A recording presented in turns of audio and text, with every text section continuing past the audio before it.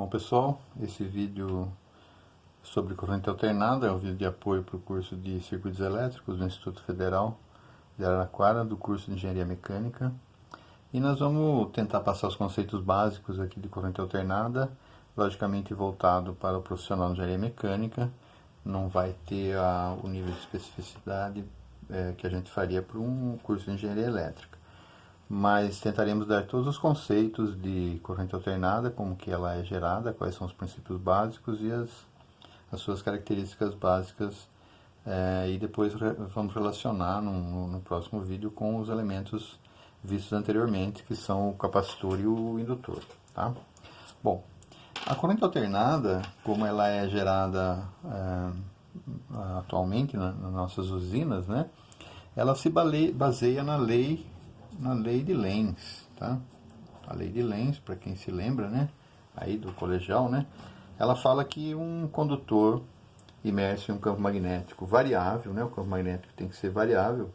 Ele vai estar sujeito à geração de uma diferença de potencial entre os seus terminais, tá? Então, basicamente é isso, né? Se eu desenhar um campo elétrico assim, ó, imagine que eu vou desenhar um campo elétrico com as linhas de campo entrando aqui no meu papel, né? O campo elétrico vem vindo para cá, tá? Então as linhas de campo estão nesse sentido aqui, o campo elétrico B, tá? Aí eu tenho um condutor imerso nesse campo elétrico, que eu vou representar por um fio, né? Vou representar por um fio aqui assim, ó, um fio, né? E pela regra da mão esquerda, né, da lei de Lenz, que a força que movimenta o condutor, B, o campo magnético, e a corrente que aparece. Então o B está virado para cima aqui, ó. E se eu movimentar esse fio aqui no meu dedão, né?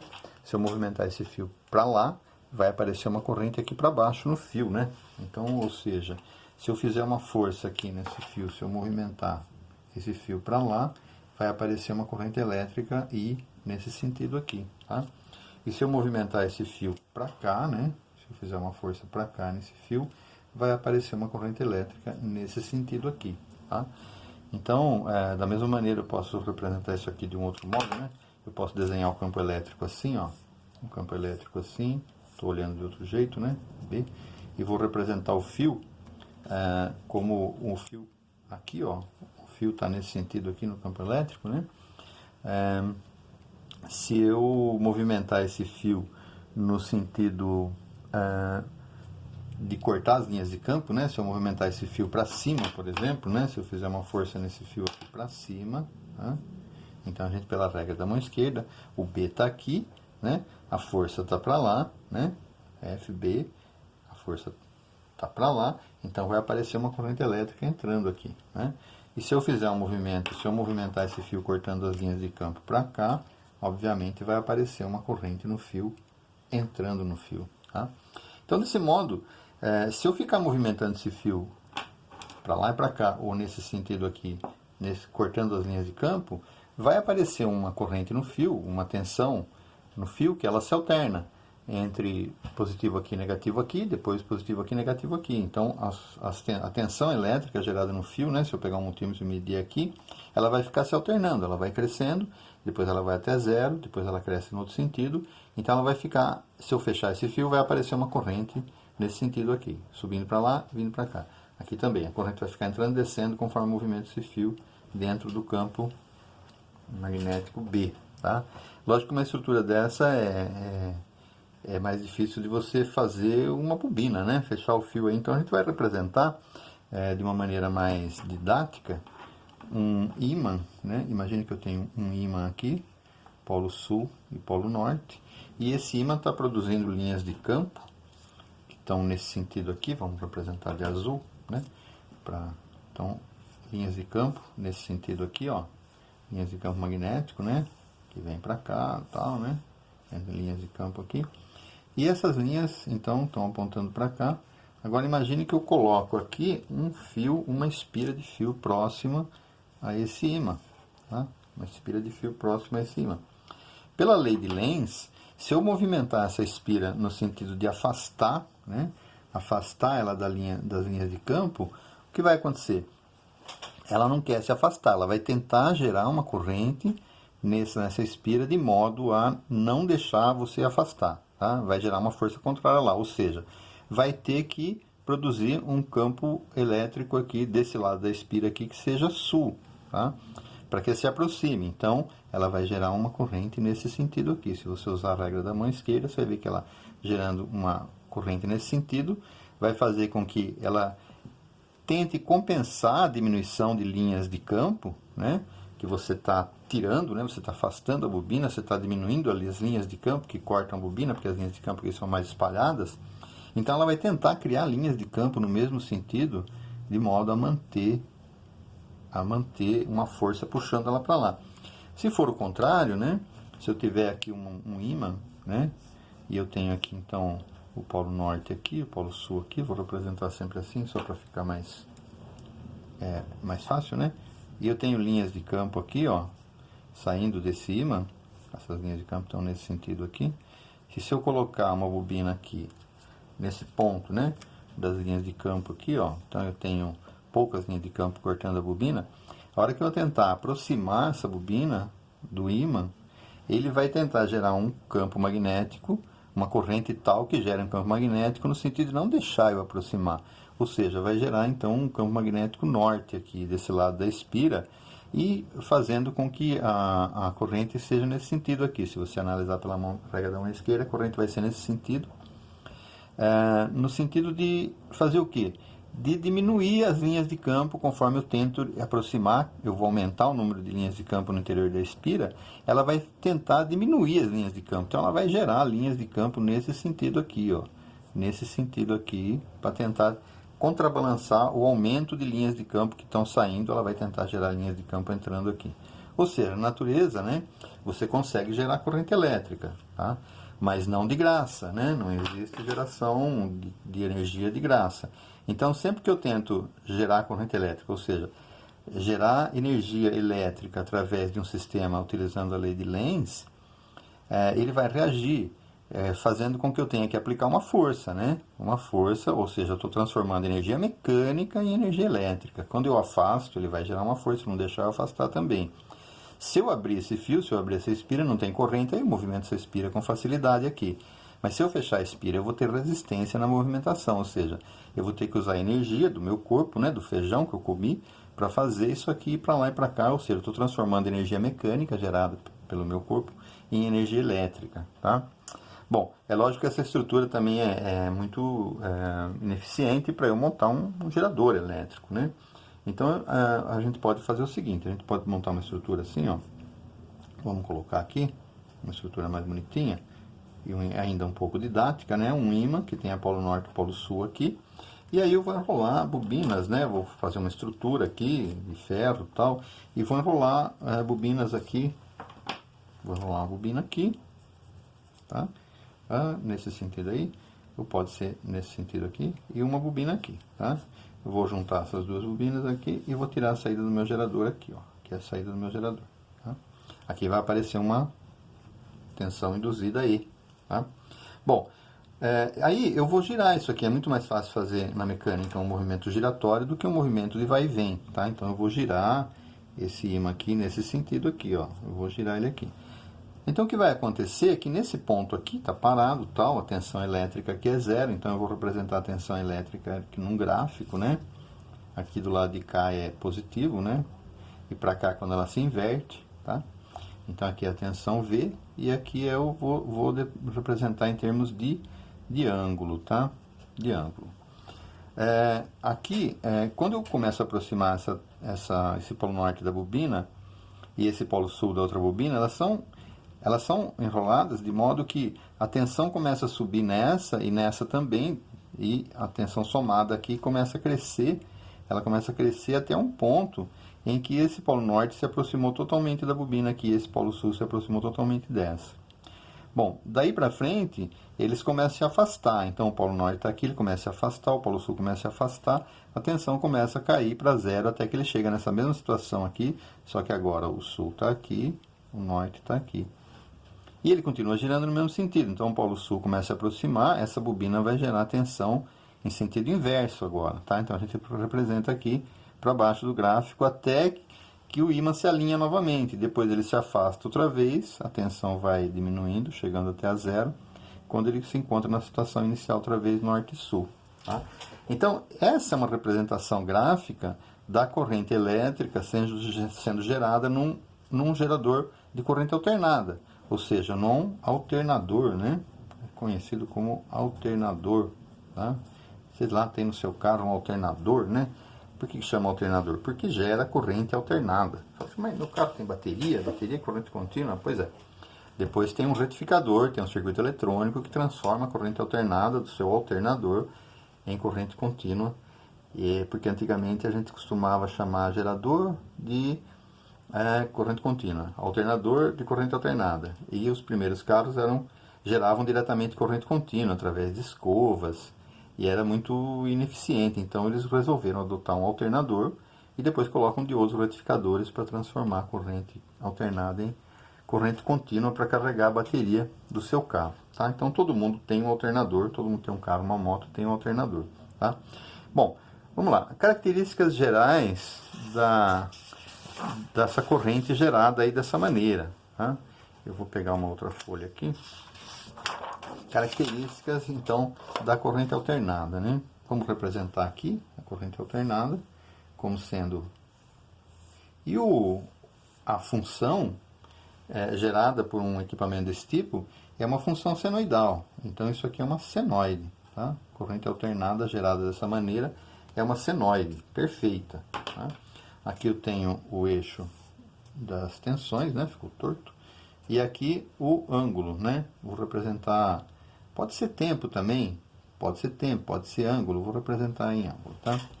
Bom, o tempo que demora para vir daqui até aqui, isso aqui é chamado de período, né? Período da onda. E vai dependendo do quê? Da velocidade com que eu giro esse gerador aqui. Se eu girar mais rápido, vai gerar uma senoide com tempos menores, né?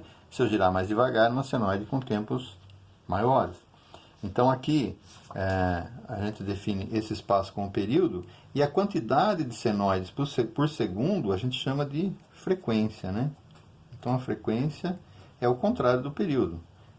A frequência é 1 sobre t, é o contrário do período. Tá? A frequência, o período é medido em segundos, né? Segundo, e a frequência é medida em hertz, ciclos por segundo, também conhecido como hertz, né? Círculos por segundo. Quantas vezes a gente rotaciona o nosso alternador por segundo. Aqui na nossa rede comercial, que a gente compra energia elétrica, a nossa senoide é gerada numa frequência de 60 Hz, né? Então, no Brasil, a gente gera uma frequência de 60 Hz, tá? Tá bom? Bom, outra característica importante aqui da senoide. Aqui em cima, né, esse pedacinho aqui, ó, que vai daqui até aqui, é chamado de mais Vp, tá? Então, mais Vp é o valor de pico da onda, né? Valor de pico positivo, tá? E esse pedacinho de baixo aqui, ó, essa amplitude menor aqui, é chamado de menos Vp, ou valor de pico negativo. Ó, negativo. E daqui até aqui, né? Isso aqui é chamado de VPP. Então, VPP é o valor pico a pico, tá? Valor pico a pico. Muito bem. Agora, você deve estar me perguntando, né? Bom, na minha tomada lá está escrito que tem uma tensão, né? Na minha casa eu tenho um V de 127 volts, por exemplo, ou 220 volts, né? Ou 220 volts. Por que onde que está esse 127 volts aqui? É o valor pico a pico? É o valor de pico? Né? Bom, não é nenhum dos dois. O valor que eles fornecem para você quando você compra energia elétrica da companhia, esse V aí é chamado de valor eficaz, tá? Ou RMS, tá? RMS, root mean square, no inglês, né? A raiz quadrada média, é o que? O valor eficaz é o valor que seria correspondente à corrente contínua que fizesse o mesmo efeito numa carga resistiva, ou seja, Se eu pegar uma tensão alternada desse tipo, ligar numa lâmpada incandescente de filamento, ela vai acender com uma determinada intensidade. Qual seria a corrente contínua que faria o mesmo efeito, né? Então o pessoal definiu aqui uma média, né? Um valor médio aqui assim, ó. Um valor médio aqui, que representa o valor RMS, tá? Então seria o valor positivo, né? Um valor positivo, numa média aqui, ou seja, eu pego esse pedacinho e distribuo um pouco para cá, um pouco para cá, faço uma integral aqui, como se essa corrente alternada virasse tudo para cima, né? Esse pico aqui virasse para cima também, e eu integrasse tudo e fizesse achasse qual seria o valor de uma corrente contínua equivalente a esse valor RMS aí, né? Para fazer essa conta aí, a gente primeiro teria que elevar ao quadrado, né? Para jogar tudo para cima, e depois tirar a raiz quadrada. Então, é feito o valor RMS, né? O VRMS, é feito assim. Primeiro eu faço a integral, né? Divido pelo período, né? 1 sobre t, né? O pedaço da onda que eu quero pegar, né? E faço uma integral de 0 até t da tensão, né? Do V de pico, vezes o seno, né? Seno de ômega t, dt, tá? dt. Elevo isso ao quadrado, né? Elevo isso ao quadrado e depois tiro a raiz quadrada, tá? E depois tiro a raiz quadrada. Se eu fizer toda essa conta aí, se eu tiver um seno, tá? Para cada forma de onda vai dar uma coisa, né? Mas se eu tiver um seno, então para tensões senoidais, o valor RMS vai dar como resultado o valor de pico dividido por raiz de 2, tá? Então, por exemplo, a corrente 127 da sua casa, ela tem um valor de pico lá de 171 volts, né? A hora que você divide por raiz de 2, vai dar o valor médio, que é o RMS, né? O root mean square, que é 127 volts, né? Esse que é o valor que te interessa realmente, né? Não é nem o valor de pico, nem o valor de menos VP, é um valor médio, é uma integral, né? Transformando essa sua corrente como se fosse uma corrente contínua, e que efeito que ela faria numa carga resistiva, tá? É assim que é calculado o valor RMS da onda, ou eficaz, tá? Então a corrente alternada, ela fica mudando, o polo positivo fica mudando 60 vezes por segundo, né? Em relação ao polo negativo. Então, se você tem uma tomada lá na sua casa, né? Uma tomada, você tem lá a sua caixinha, aí você tem uma tomada que agora é assim, né? Agora é assim, tem 3 pinos, né? Mas se você pegar esses 2 pinos aqui, esse aqui positivo e esse negativo, não, eles ficam se alternando, tá? Eles ficam se alternando 60 vezes por segundo, 60 ciclos, 60 Hz, tá? Em alguns outros países, por exemplo, no resto da América Latina, é 50 Hz, e alguns lugares na Europa também, né? Como nossos sistemas elétricos no Brasil começaram todos sendo feitos por empresas canadenses, e lá no Canadá era tudo 60 Hz, as nossas tensões aqui são de 60 Hz, né? Na Argentina, no Paraguai, foram instalados sistemas espanhóis, né? Os espanhóis vieram e começaram a instalar os sistemas de energia elétrica lá, e colocaram todos então em 50 Hz, né? Por isso que existe aquele problema lá da usina Itaipu, que fornece, ela é binacional, né? Então ela fornece para o Paraguai 50 Hz e para o Brasil 60 Hz. Como é que você vai fazer uma turbina, 2 turbinas, uma girando numa velocidade e outra girando em outra velocidade, né? Então o que eles fazem é gerar em corrente contínua. Então a usina Itaipu gera corrente contínua, e depois aqui nos centros consumidores existem centrais eletrônicas, né, de altíssima potência, que transformam essa corrente contínua em frequências de 60 Hz. E no Paraguai eles transformam isso em 50 Hz, né? Então essa foi a estratégia usada para se fazer transmissão com uma frequência que pode ser mudada depois, né? Então basicamente o que a gente tem de corrente alternada é isso, né? Ela é gerada através da lei de Lenz, né? Um campo magnético variável, e tem essas características, né? De frequência, período, valor de pico e valor RMS, né? Lógico que nos grandes geradores, esse ímã não é um ímã permanente, esse ímã aqui é um eletroímã, As estruturas são gigantescas, quem quiser procurar na internet aí vai ver como é que são feitos, né, os geradores. Além disso, a corrente elétrica que é gerada nas nossas usinas, ela não tem só um par de bobinas, né, ela tem 3 pares de bobina. Então as tensões geradas são geradas 3 tensões, né? 3 tensões defasadas de 120 graus uma da outra, né? Elas são geradas desse modo aqui, né? 3 tensões defasadas de 120 graus cada uma, né? Tá? Então isso aqui é um chamado de sistema trifásico. É por isso que você olha aí no poste, né? Em todos os lugares de alta tensão aí você acaba vendo lá no poste, né? Tem a cruzeta lá, você vai ver 3 fios, né? Então sistemas trifásicos, eles conduzem eletricidade com três senoides, né?